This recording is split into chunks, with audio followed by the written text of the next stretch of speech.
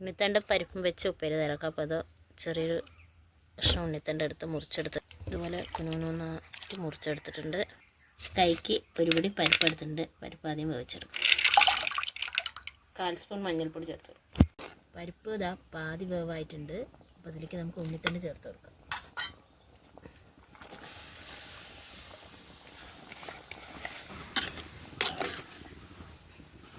ഉപ്പേരിക്ക് ആവശ്യത്തിനുള്ള ഉപ്പ് ചേർത്ത് കൊടുക്കാം.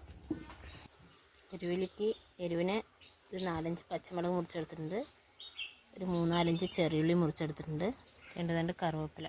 ഇത് റെഡി ആയിട്ടുണ്ട്. വറുത്തിടാം. എണ്ണ ചേർത്ത് കൊടുക്കാം. ചെറിയുള്ളിയും പച്ചമുളകും, ഒരു നുള്ളു മഞ്ഞൾപ്പൊടി ചേർത്ത് കൊടുക്കാം. ചെറിയ ചേർത്ത് കൊടുക്കാം.